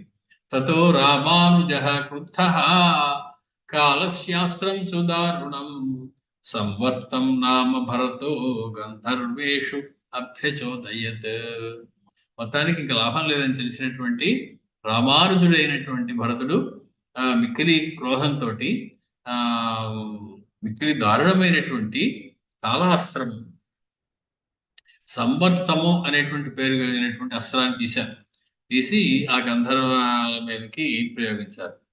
తే బద్ధాః కాలపాశేన సంవర్తేన విదారితాః క్షణేన అభిహతాః తేన తిస్రః కోట్యో మహాత్మనాః. అస్త్రము అంటే అది మన భారతీయులకు మాత్రమే తెలిసినటువంటి గొప్ప విద్య. శస్త్రానికి అస్త్రానికి మనం ఎప్పుడు కూడా తేడా చెప్పుకుంటూ ఉన్నాం. శస్త్రము అంటే హార్డ్వేర్, అస్త్రము అంటే సాఫ్ట్వేర్. దాన్ని దేని మీదైనా ఉపయోగించవచ్చు. చిన్న గరికపోసం మీదైనా ఆ అస్త్రాన్ని మనం ప్రయోగించవచ్చు. అదే పని చేస్తుంది. బాణం మీద ప్రయోగించిన అదే పని చేస్తుంది. మొత్తానికి వేసినటువంటి సంవర్త నామక అస్త్రం ఒక క్షణంలో తిస్రః కోట్యో మహాత్మనః 3 కోట్ల మంది గంధర్వుల్ని నేలపాలు మట్టిపాలు చేసింది, సంహరించేసింది. తద్యుద్ధం తాదృశం ఘోరం నస్మరంతి దివౌకసః. అంత దారుణమైనటువంటి యుద్ధం ఎప్పుడు చూడలేదు అనుకున్నారట దేవతలందరూ. నిమేషాంతర మాత్రేణ తాదృశానాం మహాత్మనాం. ఎంతసేపు పట్టిందండి ఇంత యుద్ధం జరిగి 3 కోట్ల మందిని సంహరించడానికి అంటే? నిమేషాంతర మాత్రేణ అంటే నిమిష కాలంలో, సుమారుగా 1 నిమిష కాలంలో. అది అటువంటి యుద్ధం ఎప్పుడూ చూడలేదని చెప్పి దేవతలు కూడా కంగారు పడిపోయారు. అతేషు తేషు సర్వేషు భరతకేకయీసుతః నివేశయామాత తథా సమృద్ధే ద్వే పురోత్తమే. ఆ రకంగా వాళ్ళని సంహరించినటువంటి కైకేయి కుమారుడైనటువంటి భరతుడు మిక్కిలి సమృద్ధమైనటువంటి 2 అందమైనటువంటి పట్టణాల్ని ఆ సింధు నదికి అటుపక్కల ఇటుపక్కల నిర్మించారు. మొదటి దాని పేరు తక్షశిల. మన పేరు వినే ఉంటాం, తక్షశిల. తక్షశిలాయాంతు. వాడు అతని కుమారులకు 2, పుష్కరుడు ఒకడు, తక్షుడు ఒకడు. తక్షుడికి ఇచ్చినటువంటి పట్టణానికి తక్షశిల అనేటువంటి పేరు పెట్టారు. తక్షశిలాయాంతు పుష్కలం పుష్కలావతి. పుష్కలావతి అని ఇంకో ఊరు, దానికి రాజు పుష్కలుడు, తక్షశిలకి రాజు తక్షుడు. గంధర్వ దేశే రుచిరే గాంధార విషయే చ సహ. ఆ గాంధార ప్రదేశంలో తక్షశిల, పుష్కలావతము అనేటువంటి 2 పురాలు నిర్మించి తన కుమారులిద్దరిని అక్కడ రాజులు చేశాడు. ధనరత్నౌఘ సంకీర్ణే కాననైరుపశోభితే అన్యోన్య సంఘర్ష కృతే స్పర్ధయా గుణ విస్తరై. మొత్తానికి ఆ 2 పురాలు కూడా పోటాపోటీలుగా ఉండేవి. వీటిలో ధనధాన్య సమృద్ధిలోను, రత్నాలలోను, గుణ సముదాయాలలోనూ ఒకదానికోటి పోటీ పడినట్లు అన్ని సద్గుణములతో కలిగినటువంటి 2 అందమైనటువంటి నగరాలు ఒకదానికోటి దీటేనంటి అందంతో, సమృద్ధితోటి, సంపదతోటి ఉండేవి. ఉభేషు రుచిర ప్రఖ్యే వ్యవహారేణ కిల్బిషై ఉద్యానయాన సంపూర్ణే సుభిక్తాంతరావణే. మొత్తానికి చక్కగా గీతలు గీసినట్లుగా ఉండేటువంటి రహదారులు, 4 రహదారుల యొక్క కూడలి ప్రదేశాలు, అనేకమైనటువంటి ఆ ఆపణములు, అంగళ్ళు, ఇవన్నీ కూడా ఉండేవి. సువిభక్త అంతరాపడే, ఆ విధంగా విశాలంగా ఉండేటువంటి విపణి వీధులు ఉండేవి అక్కడ. ఉభే పురవరే రమ్యే విస్తరైరుపశోభితే గృహముఖై సురుచిరై విమానై బహుభిర్వృతే. మొత్తానికి అనేకమైనటువంటి విమానాలతోటి, విమానము అనేటువంటి మాటకి 7 అంతస్తుల ప్రాకారము అని కూడా అర్థం. విమానం అంటే ఆకాశంలో వెళ్ళేది అని మాత్రమే అర్థం కాదు. ఒక భవనానికి ఉన్నటువంటి గోపురం ఏదైతే ఉందో దానికి విమానం అని పేరు. దశరథ మహారాజు రాముడిని రాజ్యం చేస్తా ఉన్నప్పుడు ప్రజలందరూ ఒక కేక పెట్టారు. మహర్షి అంటారు అక్కడ, విమానం కంపయన్నివా, టుపేరం కదిలిపోయే అంతటి కేక పెట్టారు వాళ్ళందరూ. అంత అరుపులు పెట్టారు ఆనందంతో కేక, అయోధ్యపుర వాసులందరూ. కాబట్టి విమానం అనేటువంటి దానికి అనేక అర్థాలు ఉన్నాయి. అందులో ఒక అర్థం 7 అంతస్తుల భవనములు అని అర్థం విమానము అంటే. అలా అటువంటి అనేకమైనటువంటి పెద్ద పెద్ద భవనాలు అన్నీ కూడా ఉండేవి అక్కడ. అనేకమైనటువంటి గృహాలతోటి, సంపదలతోటి ఉండేవి. శోభితే శోభనీయైశ్చ దేవాయతన విస్తరై తాళై సమాసరై తమాలై తిలకై వకులై ఉపశోభితే. మొత్తానికి అనేకమైనటువంటి దేవాలయాలతో ఉండేవి. తాళ వృక్షములు, తమాల వృక్షములు, వకుల వృక్షములు, ఇలా రకరకాల వృక్షములతోటి ప్రకాశిస్తూ ఉండేవి. నివేశ్య పంచభిర్వర్షై భరతో రాఘవానుజ పునరాయాత్ మహాబాహు అయోధ్యాం కేకయీ సుతః. రాముడి తమ్ముడైనటువంటి భరతుడు, మహాబాహు అయినటువంటి కేకయ కుమారుడు అయినటువంటి భరతుడు ఒక 5 సంవత్సరాల పాటు అక్కడే ఉండి పిల్లలిద్దరినీ రాజ్యంలో స్థాపించి ఆ పురాలన్నింటినీ ఏర్పరిచి వెనక్కి తిరిగి అయోధ్యకు వచ్చేశారు. రామచంద్రుడిని చూసి విడిచి కొంతకాలం కూడా ఉండలేదు. కూడా 5 సంవత్సరాలు అక్కడ ఎలా ఉండిపోయాడండి అంటే, మన కాలాన్ని రామచంద్రమూర్తి పాలించిన దాంతో కంపేర్ చేసి చూసుకోవాలి. 10,000 సంవత్సరాలు, 11,000 సంవత్సరాల్లో 5 సంవత్సరాలు పెద్ద ఎక్కువ సమయం. ఇంకా మనలాగా 70 ఏళ్ళు 80 ఏళ్ళ కన్నా బతికిన వాళ్ళకి 5 సంవత్సరాలు అంటే ఇవ్వక చాలా ఎక్కువ సమయం. కానీ ఆనాటి కాలం ప్రకారం చూస్తే తక్కువ కాలంలోనే ఆయన గారు వెనక్కి వచ్చేసారు, తోడలే విడిచి ఉండలేక అని అర్థం చేసుకోవాలి తప్ప 5 సంవత్సరాలు ఉన్నాడే, చాలా కాలం ఉన్నాడే అనుకోవడానికి లేదు. కాబట్టి మొత్తం ఆ స్పాన్ లో 5 సంవత్సరాల కాలం చాలా స్వల్పకాలం అని మనం గుర్తించవలసి ఉంటుంది. మొత్తానికి సోభివాద్య మహాత్మానం సాక్షాత్ ధర్మమివాపరము రాఘవం భరత శ్రీమాన్ బ్రహ్మాండమివ వాసవ. పరిగెత్తుకుంటూ వచ్చి రాముల వారి పాదాల మీద పడ్డారు. భరతుడు రాముల వారికి నమస్కారం చేశారు. అయోధ్యకు వచ్చి ఎలాగంటే దేవేంద్రుడు వచ్చి బ్రహ్మగారి పాదాల మీద పడ్డట్టుగా ఆ స్వర్గంలో మాటిమాటికి ఈ పోలిక చెప్తూ ఉంటారు. ఇక్కడ దేవలోకాల్లో జరుగుతున్నది మానవ లోకంలో జరిగితే ఎలా ఉంటుందో చెప్తూ ఉంటారు. అంటే ఆ కాలంలో దేవలోకంలో జరిగే అంత పవిత్రమైనటువంటి కార్యాలు రామచంద్రమూర్తి పాలిస్తున్నాడు కాబట్టి మానవ లోకంలో కూడా జరుగుతూ ఉండేవి. అలాగే ఉండేది ఇక్కడ కూడా. అక్కడికి ఇక్కడికి తేడా ఏమీ లేదు అని చెప్పడం కోసం ఉన్నట్లుగా ఆయన యథా బ్రహ్మాండం వాసవ ఇవ, బ్రహ్మదేవుని యొక్క పాదాల మీద దేవేంద్రుడు పడ్డట్టుగా పడ్డారు. శశంస యథావృత్తం గంధర్వవధముత్తమం నివేశనం చ దేశస్య శ్రుత్వా ప్రీతోస్య రాఘవః. మొత్తానికి ఆ రకంగా మా పిల్లలిద్దరినీ కూడా అక్కడ రాజు చేశానయ్యా, ఈ విధంగా గంధర్వులందరినీ సంహరించానని చెప్పగానే జరిగినట్టు చెప్పగానే రామచంద్రమూర్తి విని ఆయన కూడా చాలా సంతోషించారు. తచ్చుత్వా హర్షమాపేది రాఘవో భ్రాతృభిః సహ వాక్యం చాద్భుత సంకాశం భ్రాతృన్ ప్రోవాచ రాఘవః. భరతుడి మాటలు విన్నటువంటి సోదరులతో కూడా కూర్చొని ఉన్నటువంటి రామచంద్రమూర్తి మిక్కిలి సంతోషంతో ఉన్నారు. ఆయన తన సోదరులతోటి చాలా ఆశ్చర్యకరమైనటువంటి ఒక మాటని మాట్లాడుతూ ఉన్నారు. రామచంద్రమూర్తి పక్కనే వీళ్ళిద్దరు కూడా ఉన్నారు, కుశీలవులిద్దరు కూడా ఉన్నారు. ఇమౌ కుమారౌ సౌమిత్రే తవ ధర్మ విశారదౌ. లక్ష్మణస్వామి కూడా 2 కుమారులు ఉన్నారు. భరతుడికి ఉన్న 2 కుమారులు సెటిల్డ్. ఎవరికి ఏమేమి ఎక్కడ ఎలాగా రాజవంశాన్ సంస్థాప్య అంటారు మహర్షి మనకి పూర్వరామాయణంలో. రాజవంశాలను ఆయన నిలిపారు అని. అనేకమైనటువంటి రాజవంశాలు నిలిపారు. అందులో ఒకటి చూసాం ఇప్పుడే, భరతుడికి. శత్రుఘ్నుడు ఆయన పిల్లలకి అక్కడ లవణాసురుడు ఉండేటువంటి ప్రాంతం ఇచ్చేశారు. ఇంకా లక్ష్మణుడు ఒకడే మిగిలాడు. ఇమౌ కుమారౌ సౌమిత్రే తవ ధర్మ విశారదౌ అంగదశ్చంద్రకేతుశ్చ రాజ్యార్థే దృఢ విక్రమౌ. లక్ష్మణ, నీకున్నటువంటి ఇద్దరు కుమారులు కూడా చాలా మంచి బలిష్ఠులైనటువంటి వారై రాజ్యాన్ని పాలించడానికి తగినటువంటి శక్తి సామర్థ్యములు కలవాళ్ళలా కనపడుతున్నారయ్యా. అంగదశ్చ చంద్రకేతుశ్చ. అంగదుడు ఒక పేరు, చంద్రకేతు అనేటువంటి వాడు ఒకడు. వీళ్ళిద్దరూ కూడా బాగానే కనపడుతూ ఉన్నారు. బాగా పరిణితి చెందిన వారిలాగే ఉన్నారు. ఇమౌ రాజ్యే అభిషేక్ష్యామి దేశ సాధు విధీయతాం రమణీయో హ్యసంబాధో రమేతాం యత్ర ధన్వినో.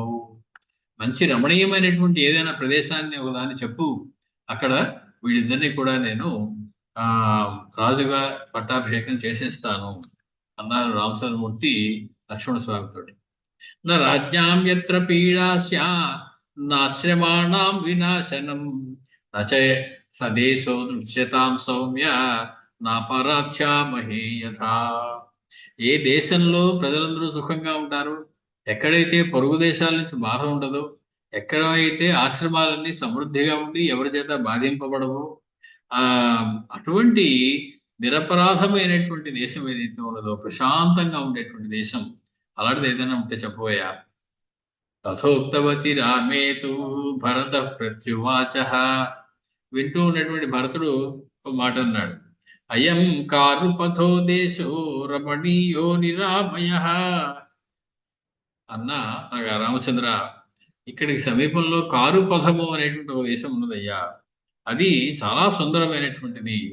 అయం కారుపథో దేశో రమణీయో నిరామయ.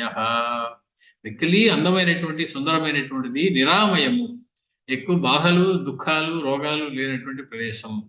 నివేశ్యాం తత్ర పురం అంగదస్య మహాత్మనః.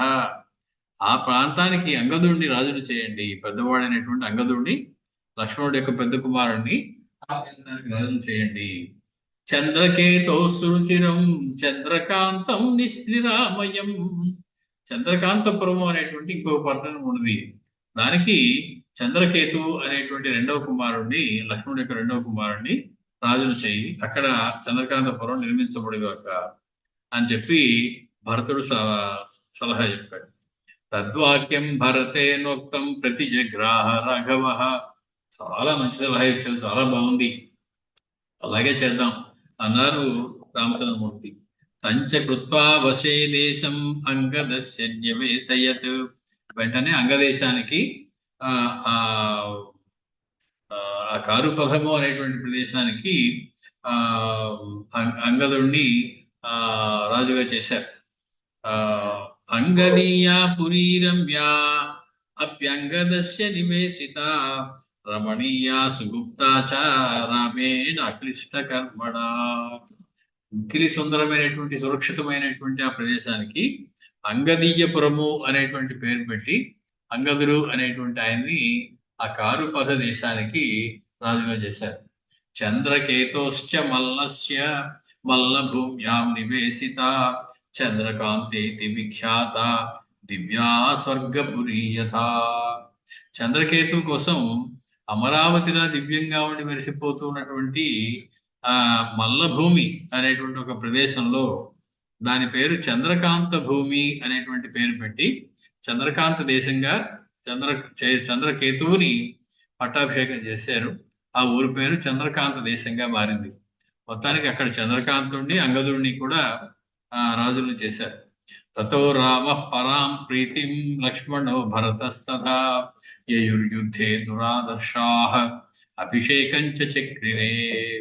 మొత్తానికి రామలక్ష్మణ భరతులు ముగ్గురు కూడా సంతోషించి వారిద్దరికి కూడా వారి దగ్గరుండి పట్టాభిషేకాలు చేశారు. అభిషిక్ష్య కుమారో సప్రస్థాపయతి రాఘవః అంగదం పశ్చిమాం భూమిం చంద్రకేతుం కుధం ముఖం. మొత్తానికి ఆ అంగదుడు ఉండేటువంటి ప్రాంతం పశ్చిమ వైపు ఉన్నది, చంద్రకేతు ఉండేటువంటి ప్రాంతం ఉత్తరం వైపు ఉన్నది.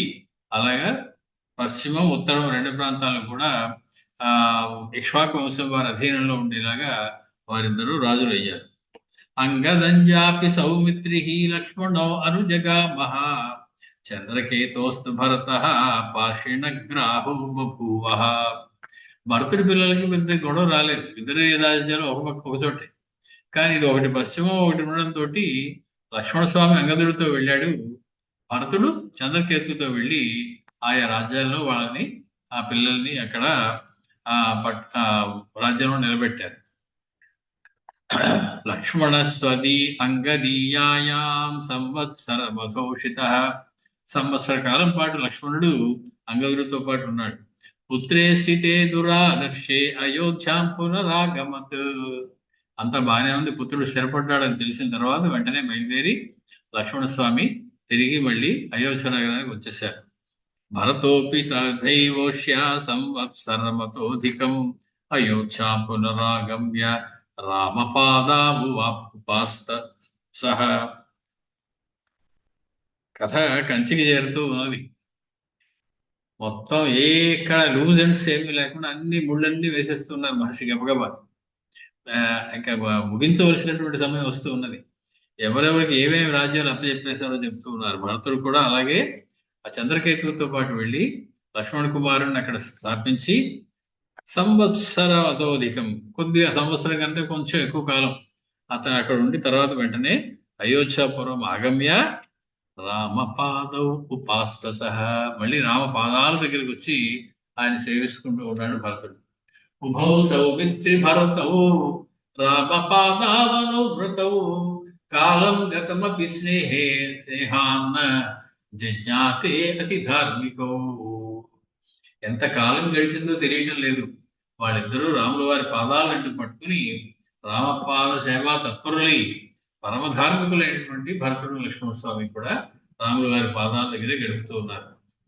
ఏవం వర్ష సహస్రాణి దశ తేషాం యయుస్తదా ధర్మే ప్రయతమానానాం పౌరకార్యేషు నిత్యదా. మొత్తానికి ఆ విధంగా వాళ్ళందరూ ధర్మార్గ తత్పరులై ఉండేటప్పటికీ, పౌరకార్యాలన్నీ చూస్తూ ఉండేటప్పటికీ 10,000 సంవత్సరాలు పూర్తయిపోయింది, 1000 సంవత్సరాలు కూడా పూర్తయిపోతూ ఉన్నది. దశవర్ష సహస్రాణి దశవర్ష శతాని చ. అంటే రామచంద్రమూర్తి మళ్ళీ వైకుంఠ ప్రవేశ లీల, వైకుంఠ నిర్గమన లీల ఒకటి చూపించబోతూ ఉన్నారు త్వరలో. విహృత్య కాలం పరిపూర్ణమాసాసియావృతా ధర్మపురే చ సంస్థితాః త్రయస్సమిద్ధాయివదీప్త తేజసో మహాధ్వరే సాధుహృతాస్త్రయోగ్నయః. మొత్తానికి ధర్మ మార్గమైనటువంటి ధర్మ సాధనమైనటువంటి అయోధ్యాపుర నివాసం, కాశీ నివాసం, ఇవన్నీ ధర్మ సాధనములు. ధర్మాన్ని సాధించడానికి ఉపయోగపడేటువంటి పనులలో కాశీవాసం ఒకటి, అయోధ్యవాసం ఒకటి. ఇలాంటి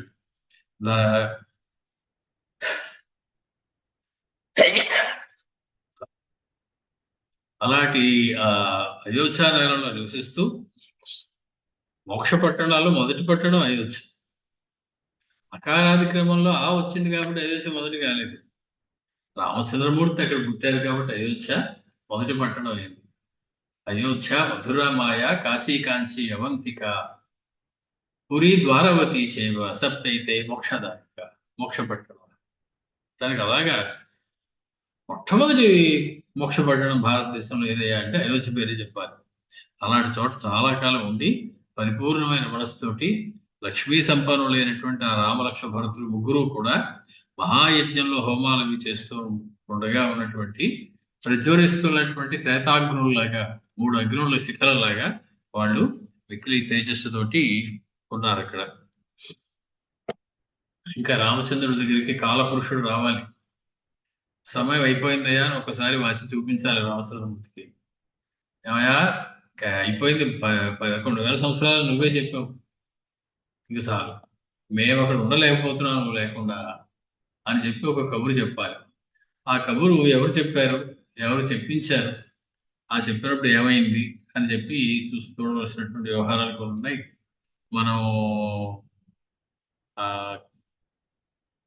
ఇప్పుడు మనం ఉత్తర శతతమ సర్గ, ఉత్తర సమస్య 103వ సర్గలో ఉన్నాం.